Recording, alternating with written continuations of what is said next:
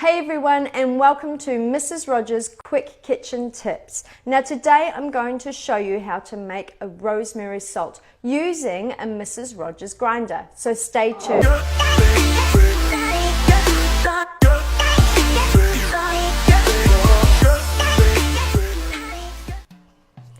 Now a funnel is going to be your best friend because otherwise everything's going to get everywhere. And we are going to use Mrs. Rogers rosemary and some pink Himalayan salt, coarse variety, but you need it coarse so that it's going to help grind the rosemary in the grinder.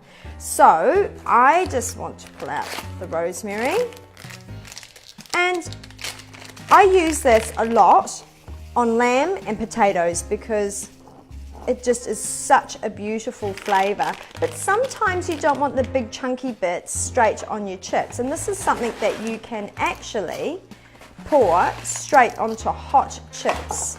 Now I need to shake that down a bit. You could even put peppercorns in here as well, or you could use the mixed herbs or French herbs or any combination that you like and that you fancy. Use chili and salt.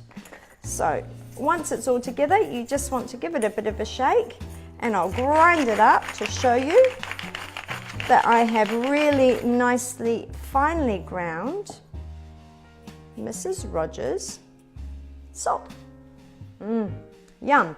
So use it on your chips, use it on your lamb, use it on your steak if you like, and you can have that ready to go whenever it suits. Thanks for watching everyone. See you later.